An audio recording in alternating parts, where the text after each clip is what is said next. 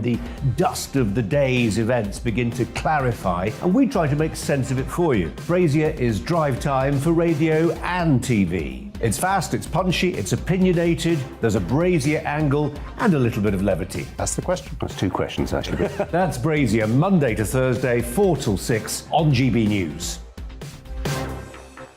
Hello, I'm Patrick Christie's. And I'm Mercy Moroki. Make sure that you join us Monday to Thursday, 10 a.m. until midday, right here on GB News for To The Point. We're not afraid to talk about the topics that matter to you or the big topics that always matter. We cover absolutely everything, from the breaking political stories of the day to law and order, what's going on in the channel. We're not afraid to hold people to account. We always make sure we include your views on our show. Indeed, if you're thinking it, you can guarantee that we're saying it. So make sure you join the conversation with us, 10 a.m. until midday, Monday to Thursday, for To The Point on GB News. I'm Dan Wootton. Join me Monday to Thursday from 9 to 11 for the feistiest and most fun news debate on TV, where free speech reigns. I'll bring you a sharp take on the day's biggest stories, bombshell newsmaker interviews, and A-list guests. And I guarantee you, no spin, no bias, no censorship, and no reason to go to bed. That's Dan Wootton tonight, Monday to Thursdays from 9 on GB News.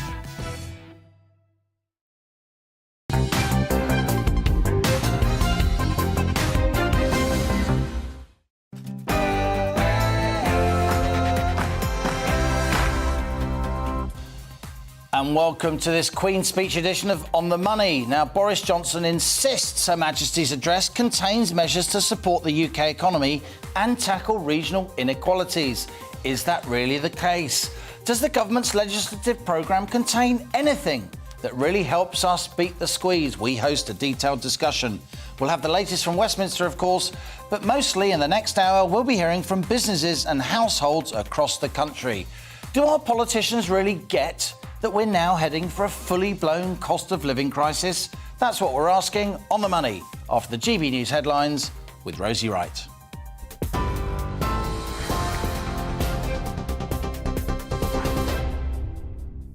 Good afternoon, it's 1 o'clock. I'm Rosie Wright, here to keep you up to date. Prince Charles has delivered the Queen's speech for the first time, setting out the legislative agenda for the government. He said their priority is to address the cost of living crisis, and they'll be pledging new powers for the police force as he delivered the Queen's speech in place of the 96-year-old monarch. Well, the Queen missed the state opening of Parliament for the first time in almost 60 years. Buckingham Palace said she had mobility issues. MPs will debate the Queen's speech later. Her Majesty's government's priority is to grow and strengthen the economy and help ease the cost of living for families. Her Majesty's government will level up opportunity in all parts of the country and support more people into work. In these challenging times, Her Majesty's government will play a leading role in defending democracy and freedom across the world. The United Nations is warning the number of civilians killed in Ukraine is thousands higher than its official toll of 3,381. It's after the southern port city of Odessa was bombarded overnight by Russian missiles, destroying a number of buildings, including a shopping centre. Ukraine's armed forces say at least one person's been killed and 5 injured. In an overnight address, President Zelensky says it's the first time the port's been attacked since the Second World War. Without our agriculture, exports in dozens of countries in different parts of the world are already on the brink of food shortages. Politicians are already discussing the possible consequences of the price crisis and famine in African countries and Asian countries. This is a direct consequence of Russian aggression, which can only be overcome together by all Europeans, by the whole free world. It can be overcome by putting pressure on Russia by effectively forcing Russia to stop this shameful war. Boris Johnson says the situation surrounding the Northern Ireland Protocol is now very serious. The Prime Minister spoke with his Irish counterpart, Micheál Martin, about the post-Brexit arrangements earlier today. Mr Johnson said the recent elections had demonstrated the protocol was not sustainable in its current form. The Democratic Unionist Party says it will not join a new executive instalment unless the agreement had been altered. The Labour Party claims to be confident it can prove Sir Keir Starmer did not break lockdown rules last year, in an event that's been dubbed Beergate. Sources say they've compiled WhatsApp chats and videos that show the event in question in April of last year was a work function. Sakir says if he's fined for the gathering in April, he'd do the right thing. Conservative MP Andrew Bridgen told GB News he thinks the Prime Minister and the Labour leader should be treated equally. Keir Starmer was in real danger of being eaten by a monster that he'd actually created himself by calling for Boris Johnson and Rishi Sunak to resign just for being under investigation. For me, what we need to do is we need to have investigators who are investigating Partygate to go up there and oversee that investigation in Durham so that we have consistency of application of the law. In Sri Lanka, at least 7 people have died and around 200 injured following protests. Thousands of demonstrators in the capital, Colombo, attacked government figures and set ablaze homes and shops that belong to politicians. Well, the country is facing what's being called the worst economic crisis in its history. The Prime Minister, Mahinda Rajapaksa, has resigned following the clashes. No arrests have been made. The High Court has heard Rebecca Vardy had no choice but to bring the libel claim against Colleen Rooney. It's been dubbed Wagatha Christie, the long-awaited libel trial between the wives of 2 former England football players, Jamie Vardy and Wayne Rooney, is underway. Mrs Vardy says she wants to establish her innocence and vindicate her reputation. Mrs Rooney accused Mrs Vardy of leaking false stories about her to the media. That is something Mrs Vardy denies. A painting described as a modern Mona Lisa has become the most expensive work by a US artist to be sold at auction. Andy Warhol's iconic image of Marilyn Monroe went under the hammer for a record £158 million. Shot sage blue Marilyn was originally described by Warhol as his ultimate depiction of his ultimate muse. You're up to date on GB News. I'll bring you more as it happens. Now let's head back to Liam for On the Money.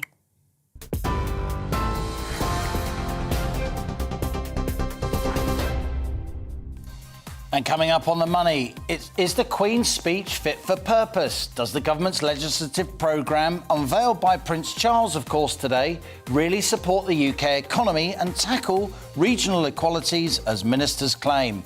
Will proposed new measures really help us beat the squeeze? As ever, we hold a detailed discussion. We'll have the latest from Westminster, of course, but mostly we'll be hearing from businesses and households across the country. Plus, within the Queen's speech, there are proposals to force landlords to rent out empty shops or face fines. Will that help reinvigorate our high streets, or is it even enforceable? A political gimmick? Again, we hear from those in the know. And as ever, I want your questions, opinions, ideas. What do you think of the issues raised in today's On the Money? What do you think of the government's legislative programme for the next year? Because that's what the Queen's speech is. Email gbviews@gbnews.uk or tweet @gbnews. I'll read out some of your messages later in the show, so stay with us. This is GB News. I'm Liam Halligan. You're On the Money.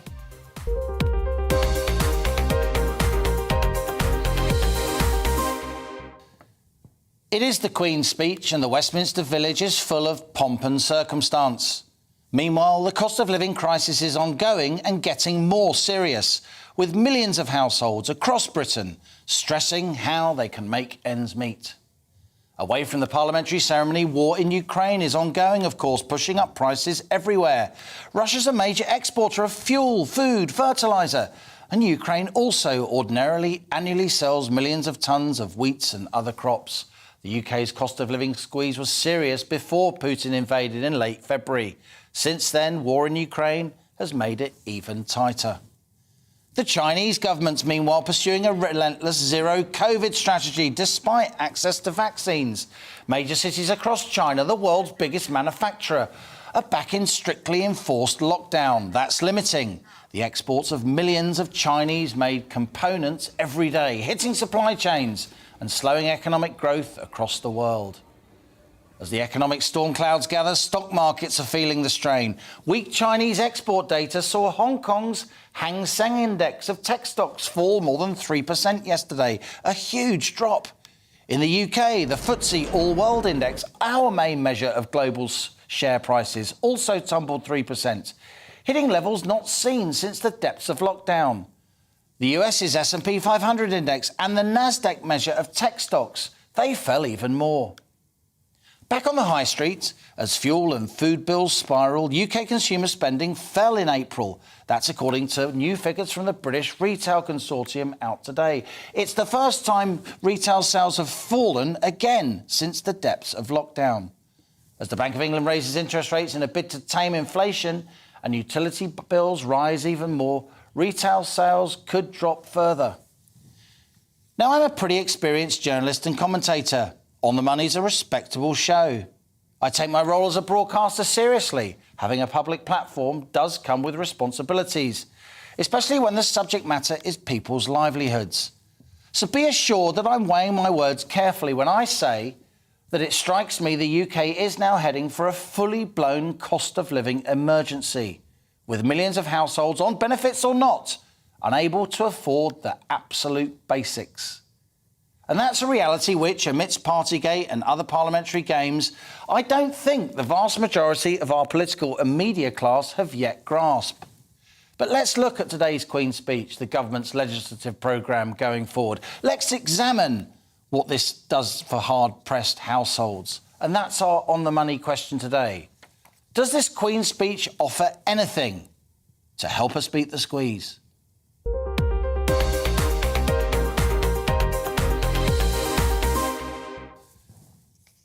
Grown-up conversations with people who really know their stuff. And today I'm talking to a host of guests, but let's start with Catherine McBride. She's in the studio. She's an economist. She's a fellow at the Centre for Brexit Studies. Great to have you in the studio as ever, Catherine.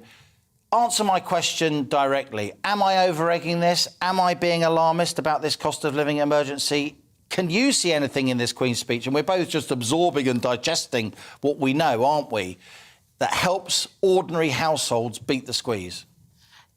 Probably not, but I'm older than you and I've lived through this sort of stuff before, and I think we do have a whole generation who've had very, very low inflation for years, low interest rates, and they've probably got used to having straight cost of living, where I'm old enough to remember massive,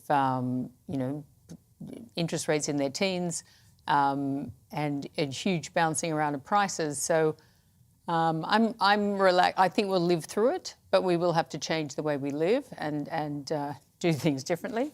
But some of the things in the bill, they've got a UK infrastructure bank, which I think is a great idea.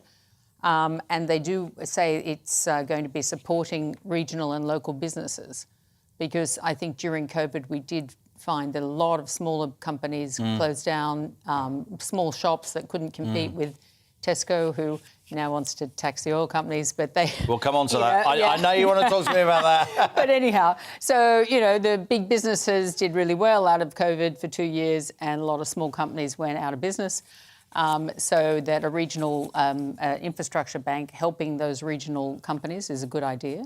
Worth saying that what you get in the Queen's Speech, you get an indication the government's committed to publishing these bills during the upcoming Parliament. We don't have the bills. A lot of them haven't even been written, the draft legislation. Exactly. It's a signal of where they're going. Of the 38 bills in this Queen's Speech, I think 3 or 4 are left over from the last Queen's Speech. So, and I'm going to bring in our other guests, but I think it's worth pointing that out. Anything we're talking about, this is not a guarantee the government's going to do it. Yeah. It's a signal, a strong signal that the government is committed to doing it as and when, which is in politics is a different thing. And talking of politics, let's bring in Kevin Hollingrake. He is Conservative MP for Thirsk and Malton up there in North Yorkshire. We also have Tony Sophocledes, who's from UK Hospitality. They employ 1 in 10 British people, the hospitality sector, a very important part of our economy.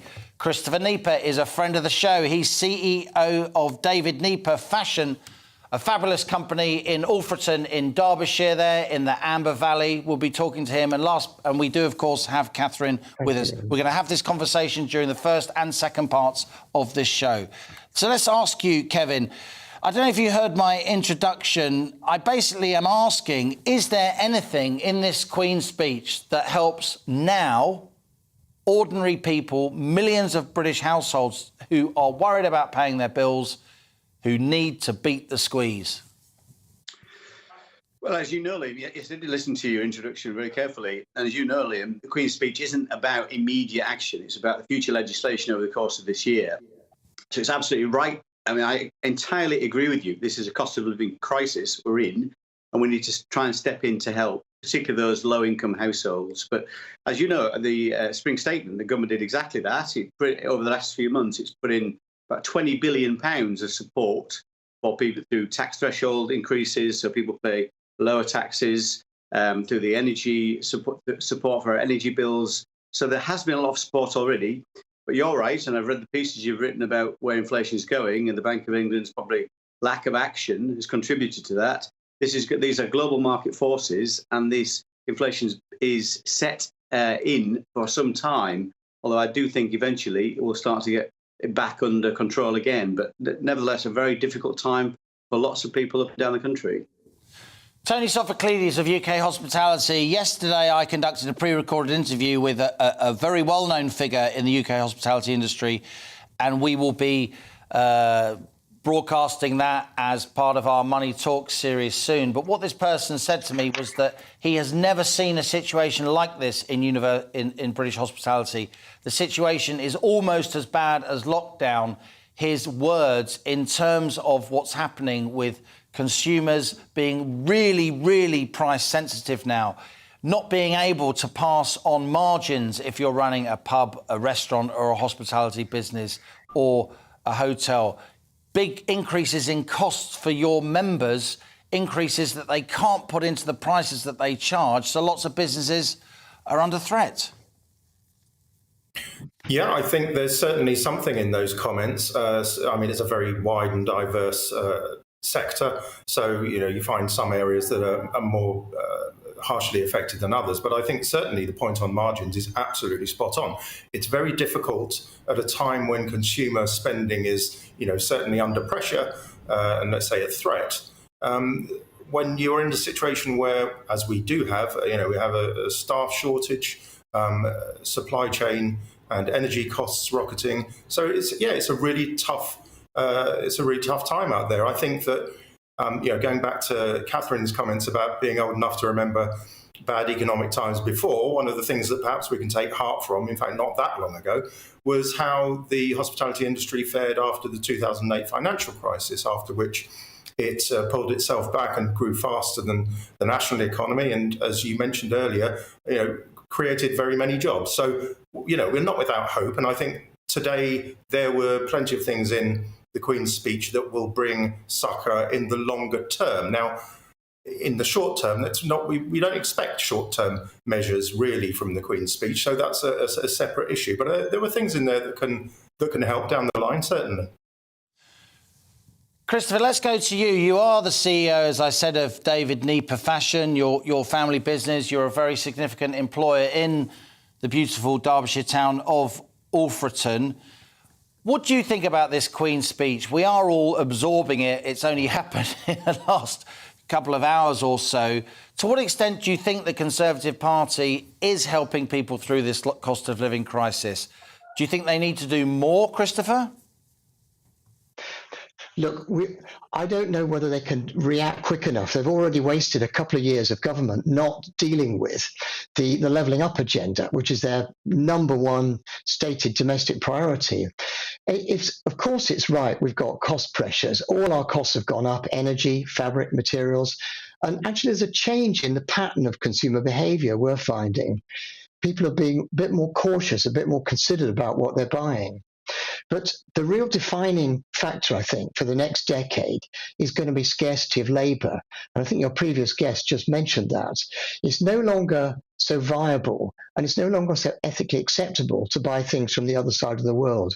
And I think this scarcity of labour actually feeds into exactly what we should be doing right now in the UK to develop British talent right across the country and this underdeveloped talent in forgotten communities like this. And I just wonder whether an idea like the super deduction, the tax super deduction for capital, could be translated into a super deduction for skills. And maybe something like that is a practical example for the government to turn their levelling up rhetoric into real action.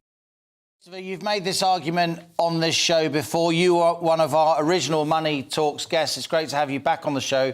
So what you're saying is, as previously entrepreneurs have been given tax breaks when they've invested in new plant, in new equipment. They should be given tax breaks too when they train people and give them really tangible skills that benefit not just them, but the broader economy. That's absolutely right. You know, the only way to get through this cost of living crisis is not to do more tax handouts, to pay everybody's tax bill, to tax the most wealthy oil companies, etc., and throttle their investment. No, we've got to become more productive so that we earn more. It means we're going to have to pay more to our staff, and a labour shortage means there's going to be a competition for skills. So we're going to have to pay more, and to become more productive, we need to unlock talent, and we need to develop skills and develop, right across the regions here, so that we can produce more for less, be more productive, earn more, pay more for our staff, and that way we'll deal with the inflationary pressures. I mean, the cost of living, it's not going to go away anywhere near as quickly as the Bank of England hopes. And who says that gas or oil prices are going to just come back down again? It's a one-way movement, I'm afraid. And we have to compete in a world market here. We need to become more productive, and we need to do that with the people. We are going to carry on this discussion after the break, but just before we do, Kevin Hollinrake, let me bring you in again. Do you think, we all agree so far, the discussion will carry on, we all agree so far there's not much in this Queen's speech to immediately help people deal with this cost of living crisis? There hasn't actually been any additional help with fuel bills since Putin invaded Ukraine and wholesale oil and gas prices went up even more. The assistance package that Rishi Sunak announced was in mid-February, when Ofgem increased the price cap before that Russian invasion. So, Kevin Hollinrake, do you think there should be some kind of emergency budget, a cost of living assistance package this summer? Well, I think the Chancellor has certainly said there will be something this autumn when the energy cap is due to change again. So there will be something at that point in time. But I think, as you know, Liam, all this has got to be paid for. It's either consumers paying the bills or it's a taxpayer paying the bills and supporting other consumers. This is not easy. These are global market forces. My own preference is we provide more support, as I said, to those households on very low incomes. They're the ones we really have to look after through this crisis. But generally, there is, other than the Bank of England stepping in and increasing interest rates, which it's finally doing, I think it's going to take some time before inflation heads back towards that 2% target. It's going to be a rough ride for a lot of people. Kevin Hollinrake, Conservative MP for Thurscombe Moulton in North Yorkshire. Great to have you with us today. This is On the Money with me, Liam Halligan. After the break, we'll be hearing from a food bank in Blackpool to hear how they're coping in the Northwest. And we'll carry on this discussion with my guest. Does the Queen's speech contain anything at all, to immediately help with the cost of living crisis, helping you beat the squeeze? That's our question. Stay with us. You're On the Money.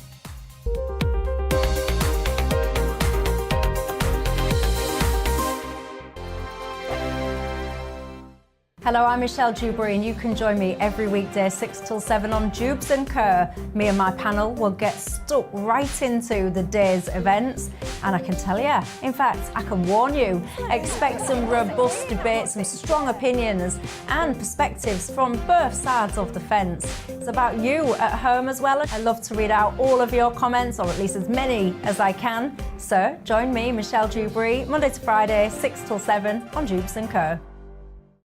On radio, they call it the drive time slot, 4 p.m. until 6 p.m. as listeners head home. It's that part of the schedule when the dust of the day's events begin to clarify, and we try to make sense of it for you. Brazier is drive time for radio and TV. It's fast, it's punchy, it's opinionated, there's a Brazier angle and a little bit of levity. That's the question. That's two questions, actually. That's Brazier, Monday to Thursday, 4 till 6 on GB News. Hello, I'm Patrick Christie's. And I'm Mercy Moroki. Make sure that you join us Monday to Thursday, 10 a.m. until midday, right here on GB News for To The Point. We're not afraid to talk about the topics that matter to you, or the big topics that always matter. We cover absolutely everything, from the breaking political stories of the day to law and order, what's going on in the channel. We're not afraid to hold people to account. We always make sure we include your views on our show. Indeed, if you're thinking it, you can guarantee that we're saying it. So make sure you join the conversation with us, 10 a.m. until midday, Monday to Thursday, for To The Point on GB News. I'm Dan Wootton. Join me Monday to Thursday from 9 to 11 for the feistiest and most fun news debate on TV, where free speech reigns. I'll bring you a sharp take on the day's biggest stories, bombshell newsmaker interviews, and A-list guests. And I guarantee you, no spin, no bias, no censorship, and no reason to go to bed. That's Dan Wootton Tonight, Monday to Thursdays from 9 on GB News.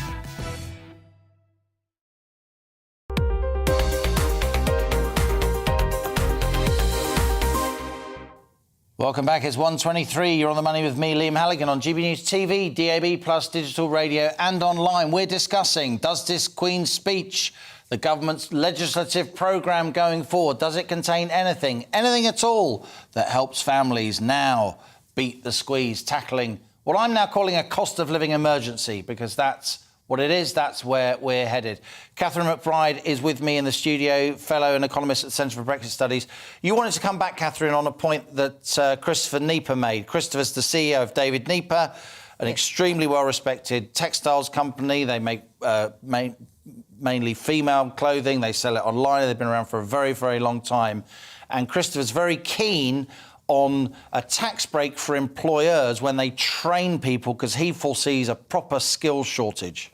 Yeah, well, unfortunately, it's not a tax break, but I did notice that in the Queen's speech there is a higher education bill, and they want to, besides making it more difficult for people to get a loan to go to university, they are also going to give a loan to people who to retrain. So they're not just going to lend money to people to go to universities and do, You and I have discussed this before. You think that is a move towards more vocational training, away from the sort of Blair era, 50% of us need to go to university. Exactly. So it's an indication that if you want to get a vocational skill, the government's going to lend you money to help you do that. Yes, and it's a very good idea, because though people expected that robots would take all of the sort of manual jobs, the exact opposite's happening. Robots can do a hell of a lot of the service jobs, and in fact, it is manual jobs is much harder to get. The dexterity of the human hand cannot be replicated by robots. So, very interesting, and I'll come back to Christopher Nieper in a moment. Let's just go to Tony Sophocledes of UK Hospitality. Tony, something that caught my eye is I was expecting in this Queen's speech, or hoping, that there'd be a serious indication that the Tories are finally going to go through with that review of business rates. The kind of companies that you represent, cafes, restaurants, hotels, they pay business rates. Companies pay business rates on their physical premises. They pay them whether or not they make any profit. They pay them whether or not they take any revenue at all. You must be disappointed by that, because business rates relief would mean that your members, our hospitality industry, it helps their cash flow, it helps them keep their employees on the payroll. Yeah, it's long been an incredibly disproportionate burden on the hospitality sector, as you've suggested. I was under the impression that there was a business rates reform measure in the Queen's speech today. I think there was something there. I mean, that's far from it being, a solution that will be in place quickly, and that's a thing that keeps coming up in the narrative of your programme, is the fact that these things are not helping in the now. But nevertheless, it's an incredibly long-standing commitment by the government, and it looks, as I say, my understanding was that there is to be some redress of that, some reform and review of what is an archaic and not fit for purpose burden on hospitality. Let's now bring into this discussion Amanda Hudson of His Provision Food Bank up there in Blackpool. Amanda, you've been on the show before. Great to have you with us. In fact, we met when we did On the Money from Blackpool not so long ago. What do you think of this Queen's speech? What do you think when you see the pomp and the ceremony? What do you think when you hear politicians still putting so much of their time into games about Partygate and birthday cakes and who had a curry and who didn't have a curry? What's the reality on the ground where you are, Amanda? I think the time for actually throwing stones to stop, and we need to all come together as a country and understand the issues that are happening. You know, what happened a year ago, 2 years ago during the COVID pandemic, in what some people did or didn't do, needs to stop. We need to address the problems that we are facing now as a country and work towards resolving them together. Because while we're all at battlegrounds and at battle status, nothing gets done. So let's stop the silliness and come together and work to make this country a great country again. Because the recession's going to last, and we need to sort it out and get a plan of how we can help people survive this, because it's not going to go away. Amanda, you live in one of my favourite parts of the UK, but it is unfortunately one of the more deprived parts of our wonderful country, in common with many of our coastal communities.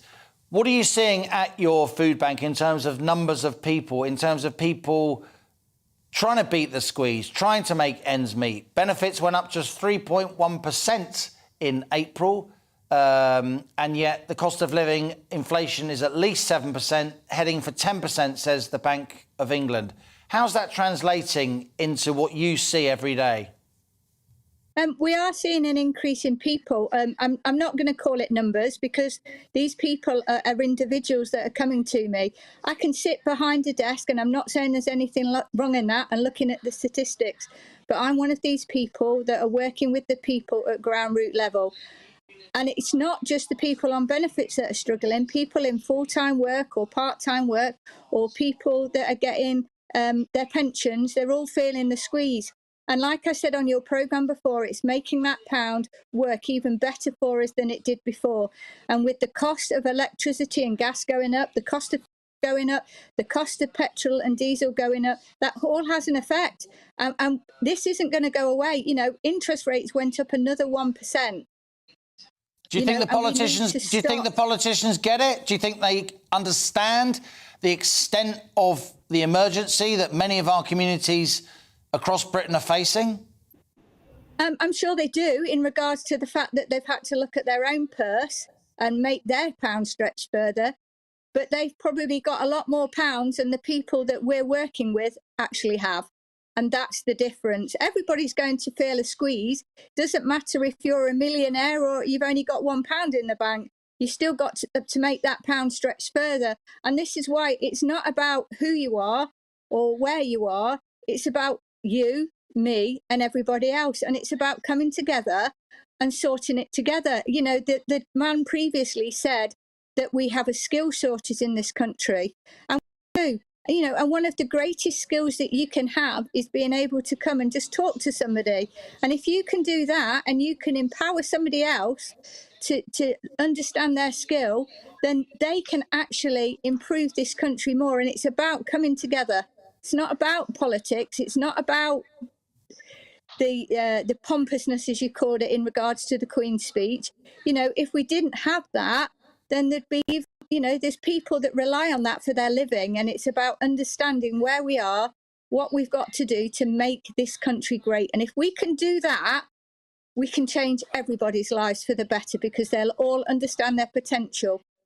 Amanda Hudson, well said. Catherine, you wanted to come back on Tony Sophocledes to mention what we do know. It's not a lot, what we do know about business rates. It seems a long way from what Amanda Hudson's just saying, but this is a major tax on businesses, which does affect their ability to employ people. Yes, and unfortunately, according to what we know now, is that they're just going to shorten the business rate revaluation cycle from 5 years to 3 years, which is that's not going to solve the problem. We really have to look at how we calculate this. And businesses are already paying tax on their turnover if they're VAT rated. So we're collecting VAT from businesses. So we really should want them to be prosperous. And this crazy way of charging business rates and then complaining that there are empty shops in the high street. And if you notice, Michael Gove's been talking the last few days about how they're going to force any empty shop. And we're going to cover that later in the show. Okay, Just for the final word, let's go back to Alfreton in Derbyshire. Christopher Nieper, your business is a major local employer. You've been there for a long time. You really believe in the need for the levelling up agenda, not least in small towns like the one that's so dear to you. What's your 30-second pitch to Boris Johnson? Well, on the business rates, why not abolish business rates? Wouldn't that give us a real boost? On the skills, you've talked about the universities side. You know, the thing is, all we're doing is shuffling the deck chairs on the Titanic here. What we need is a real incentive, and we've got to go right back to schools here and get this employability agenda to give young people this emotional intelligence, listening skills, a great attitude towards work, and let us, the employer, sponsor students through university. Let us pay for their university tuition in return for a tax break, because that way we will teach them the right skills that are appropriate for the right region in the economy. Christopher Nieper of David Nieper Fashion in Alfreton in Derbyshire. Thanks so much as ever. Great to have you on the show.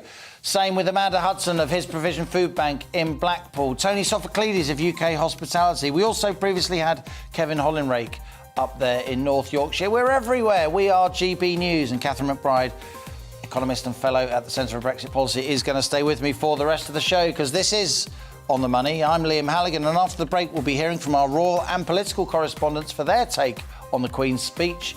And after it's proposed landlords rent out their empty premises, we ask, is the move a political gesture, or could it really help to reinvigorate our high streets? All that here on The Money after the GB News headlines with Rosie Wright.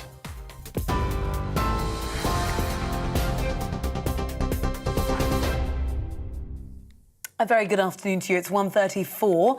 I'm Rosie Wright, keeping you up to date on GB News. As we've been hearing, Prince Charles has delivered the Queen's speech for the first time, setting out the legislative agenda for the government.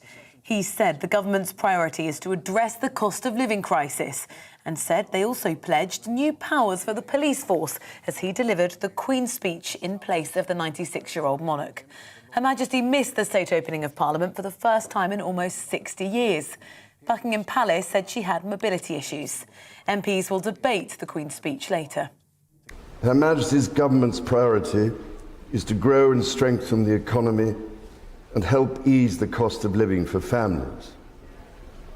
Her Majesty's government will level up opportunity in all parts of the country and support more people into work. In these challenging times, Her Majesty's government will play a leading role in defending democracy and freedom across the world. The United Nations is warning the number of civilians killed in Ukraine is thousands higher than its official toll of 3,381. It's after the major port city of Odessa was bombarded overnight by Russian missile strikes. The country's armed forces say at least one person's been killed and 5 injured. Ukraine's president is warning of global food shortages following the attack. Now, evidence is being presented in the High Court libel battle between Rebecca Vardy and Colleen Rooney as the trial gets underway. We can find out more. Our reporter Ellie Costello has been at the Royal Courts of Justice listening to the trial. Ellie, just tell us, what has the court heard so far? Well, both women were present in court this morning, sitting on the same wooden bench about 2 metres from one another in front of the judge. We've just heard the opening statement from Hugh Tomlinson, who is Rebecca Vardy's lawyer. He said that Rebecca Vardy had no choice but to bring this libel case against Colleen Rooney to establish her innocence and vindicate her reputation. He mentions the awful abuse that Rebecca Vardy and her family have had as a result of this case. He says, far from being entertaining, this has been profoundly distressing and upsetting for them. Well, shortly we are going to hear from David Sherborne, who is Colleen Rooney's lawyer, and we're expecting the trial to last a week. Ellie, thank you. You're now up to date here on GB News. We're on your TV, online and DAB Plus radio. Shortly, we'll be back to Liam and On the Money.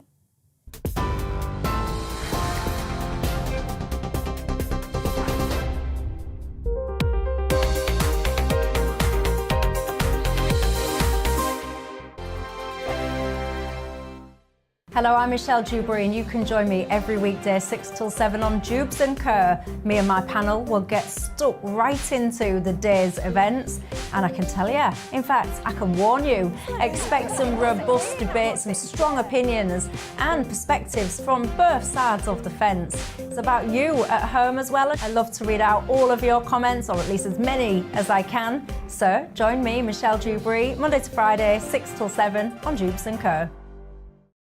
On radio, they call it the drive time slot, 4 p.m. until 6 p.m.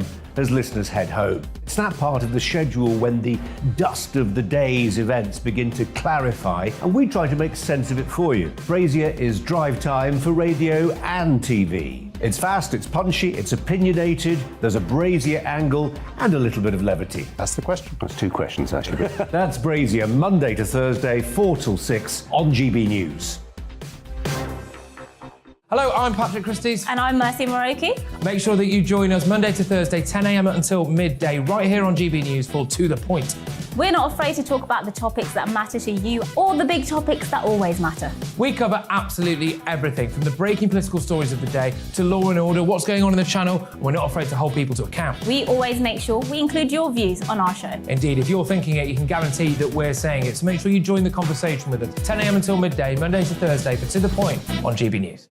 I'm Dan Wootton. Join me Monday to Thursday from 9 to 11 for the feistiest and most fun news debate on TV, where free speech reigns. I'll bring you a sharp take on the day's biggest stories, bombshell newsmaker interviews, and A-list guests. And I guarantee you, no spin, no bias, no censorship, and no reason to go to bed. That's Dan Wootton tonight, Monday to Thursdays from 9 on GB News.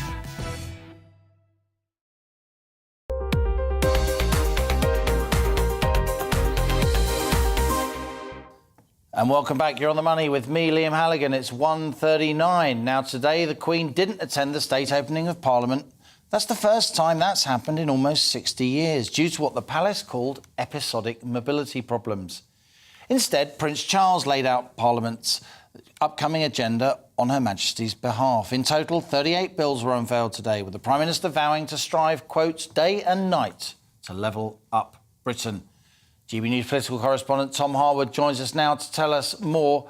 Tom, what's your take on this Queen's speech? I've spent the last half an hour with some people who really know their stuff trying to find aspects of this speech that will help people tackle the cost of living crisis now. We can't find any.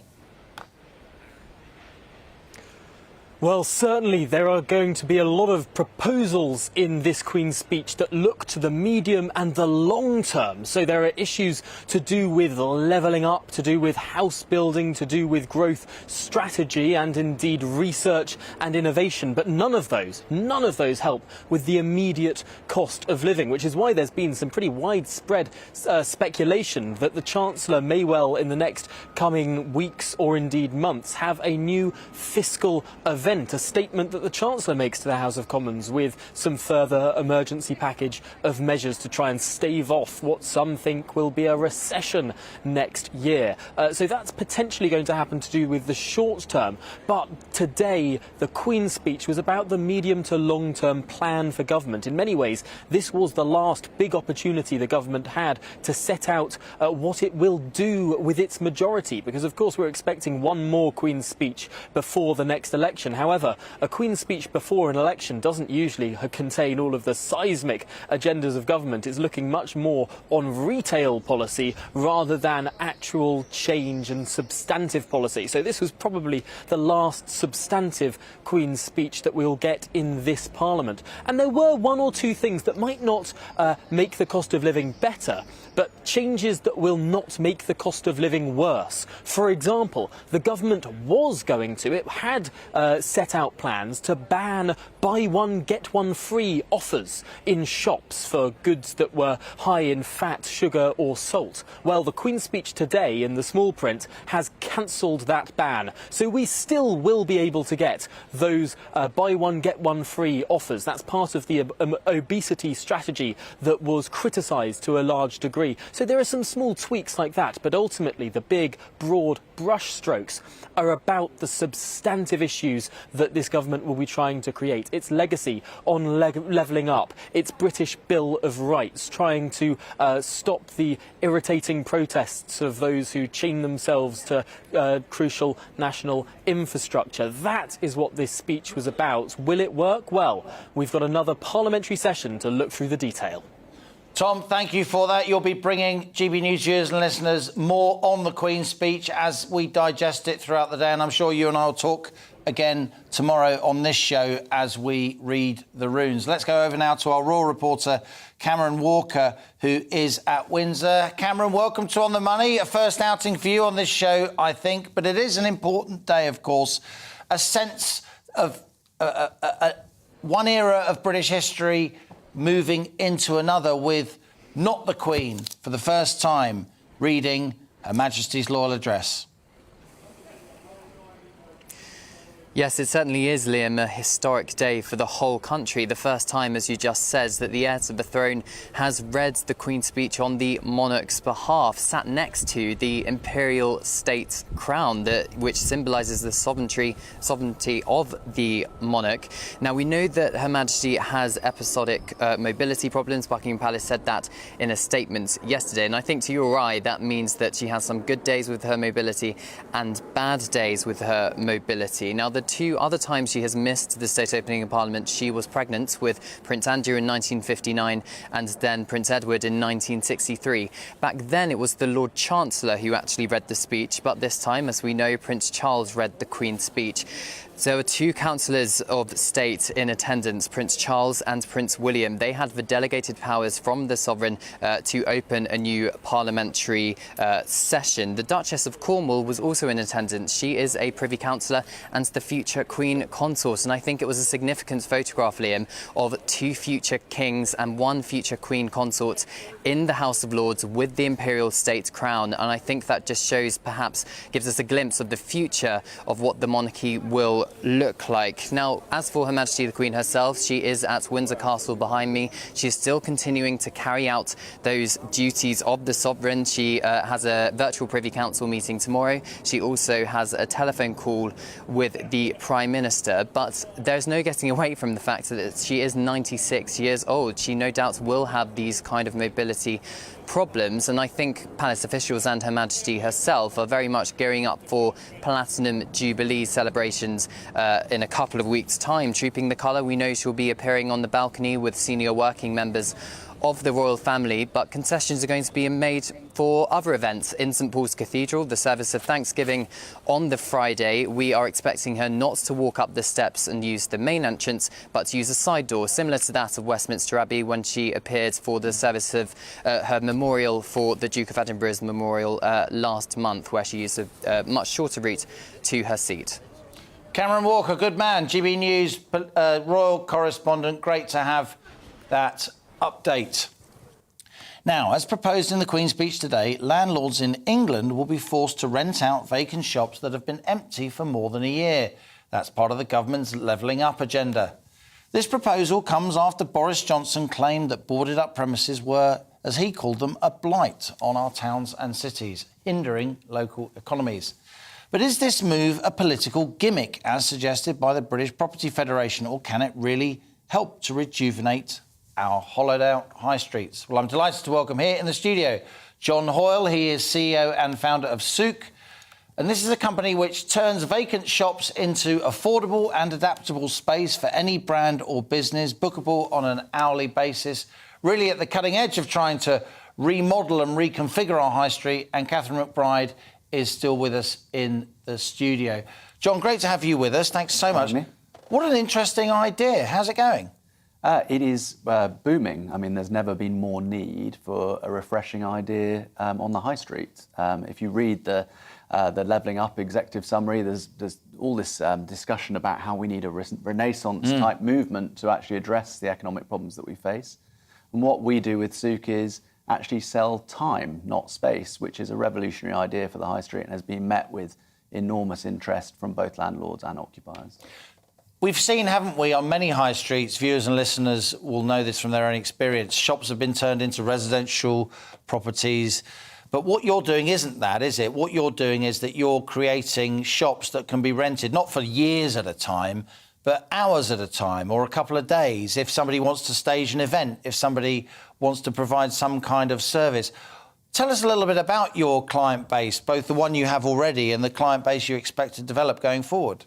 Absolutely. Well, I'm obsessed with utility. And for me, the high street is not just about retail. It's about amenity, wellness, event space, as you mentioned. And it's also about creating sustainable income for landlords, who are not the enemy in the high street issues that we're faced with.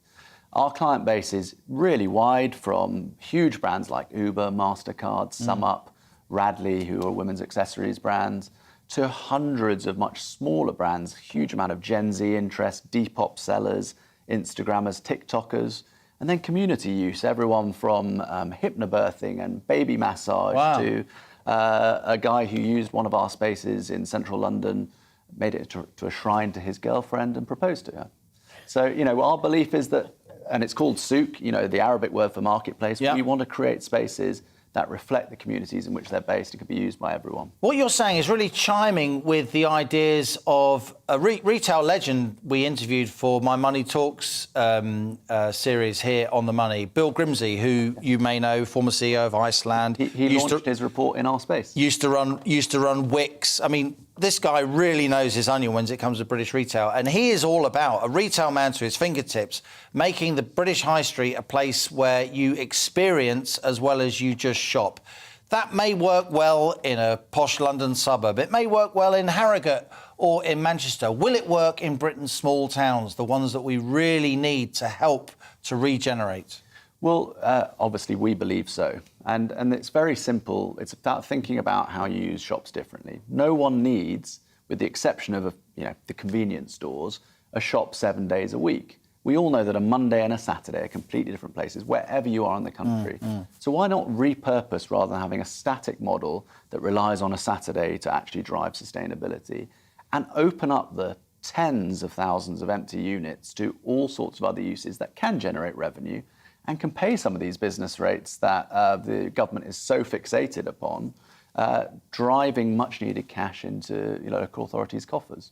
We do need to do something, don't we, Catherine? I know you've thought deeply about the future of the high street.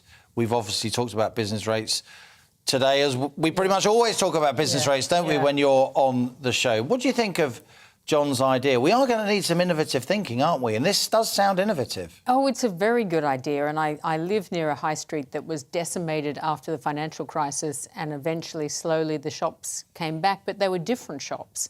And we've changed the way we buy things and what we buy. Right now, there's a couple of empty shops that have got still these companies with a whole lot of guys on electric scooters that will deliver anything to you really quickly. And I find that kind of weird. I knew that started in the pandemic, but I expected it to go away after the pandemic, and it didn't go away. But there was another big auction house that was near me that closed down, and that's now been turned into an events company. And that's a new experience. But I'd like to see shops in small towns be turned back into housing, because a lot of them were houses originally, and a lot of shopkeepers lived above their houses. And now we've suddenly got a housing shortage and we've got empty shops.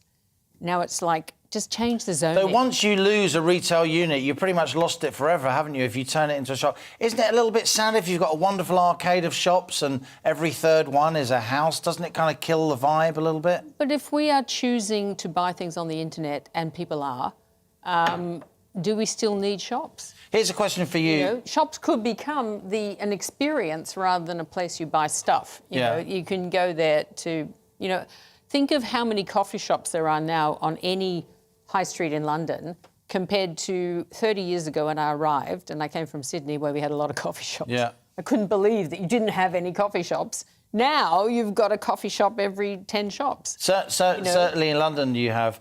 Across a lot of the country, though, John, as you all know, I know this, I live in a small town in the east of England, relatively prosperous, but it's still the case. Because landlords, they get a tax break if they give their units to charity shops. You have so many charity shops, which for all the good work that people do in charity shops, giving their time, and they help keep communities together. I'm not dissing charity shops, but there are so many. Do you think we need to revisit that tax break in order to try and push us to do things that are actually commercially sustainable and generate revenue and tax and really regenerate a high street? Because you cannot regenerate a high street on charity shops, nail bars and coffee shops. I totally agree. However, I would expand the breaks rather than penalising the existing charity shops if it were up to me. You know, there are two key players who have it within their gift to make changes. The first, which we've discussed at length, is business rates. You know, the announcement about repurposing shops and giving local authorities the power to do so is, I think, a bit of a diversion from a much simpler approach, which would be to subsidise business rates in lieu of actually wholesale tax reform. But the other group that also have a lot of power to make changes are landlords who chase bankable occupiers. And of course, there's more retail in the world than ever has been before, but it often is startup, it's online, it's new stuff like the gaming industry. It's huge, but landlords have failed to find a way to embrace those occupiers. So if we can get business rates addressed and landlords more amenable to agile and flexible retail, then we've got a great chance of actually bringing life back to our high streets, even in this imminent downturn. We're often at the cutting edge in the UK, aren't we, of these kind of trends? What else? Where are you getting your ideas from? Is this happening elsewhere, your model? Have you imported this from somewhere, or is this fresh out the box? Yeah, this is a brand new idea. It's not happening anywhere else in the world. In fact, we're exporting to North America. We're opening in Montreal this year, and also the GCC, both Abu Dhabi and Dubai. So I hope that actually this will be a great British export. And isn't that what we all hope to hear today, about us leading the way? Because let's face it, the one thing we do have a lot of in terms of assets here is brains, well-educated people who could and should think differently. And that's what it's going to take to get us through, some difficult times ahead. John Hoyle of Souk, I've really enjoyed the conversation. Very, very interesting. Let us know how the business goes, and we'll return to this subject. And as ever, Catherine McBride, economist and fellow at the Centre for Brexit Studies. We talked about business rates. We didn't talk about trade, which is your main specialisation. But we will. The electronic trade bill is a good thing. We will come back to it. Great to have you on the show, as ever. Lots of you have emailed me today on the Queen's speech and the cost of living crisis. Paul says, back in the late 80s, when inflation hit double figures, my wife and I had to sell our first bought modest home and move into smaller rented accommodation. Sometimes you have to pull your belt in and cut your cloth accordingly. I do suspect we will see more repossessions in the weeks and months ahead. Richard emailed gbviews@gbnews.uk to say the only good thing from the speech is extra emphasis on stopping the climate change protesters. Yeah. Neil says, I'm a former homeless support worker who used to give out food bank vouchers. Food banks are massively abused and often used as a political football by the left. Thanks for all your emails today. Sorry we haven't got time to read out more, but do keep them coming. Really appreciate you joining me today here on The Money. I'll be back tomorrow at 1 p.m. because this is GB News. I'm Liam Halligan, and that was On The Money. Hello again, I'm Aidan McGivern from the Met Office. The weather front that brought wet weather to Scotland and Northern Ireland yesterday is now clearing the southeast. Sunny spells replaces it, but there'll be further showers, especially for northern parts of the UK, with low pressure close to the north of Scotland. And a weather front later will bring some more persistent rain to western Scotland. But for the time being, this initial weather front is clearing East Anglia in the southeast. A much weaker affair compared to the wet weather that it brought yesterday. Really, it's just an area of low cloud as it pushes through the southeast, and a few light outbreaks of rain. Clearing by mid-afternoon, sunny spells then for many. A bit blustery, especially for northern parts of the UK, a cool breeze. Still some warmth in the south, but showers will keep going for northern England, for parts of Wales, Scotland and Northern Ireland, some heavy downpours, and more persistent rain coming along for western and northern Scotland, for parts of Northern Ireland during the night time. Further south, the cloud builds and some rain arrives into Wales and the southwest by dawn. Mild here, 11 or 12 Celsius, 8 or 9 for parts of Scotland and Northern Ireland. And it's a bright start for Scotland, Northern Ireland, parts of Northern England as well, seeing a few breaks in the cloud, but further showers coming along for the northern half of the UK. Meanwhile, wet weather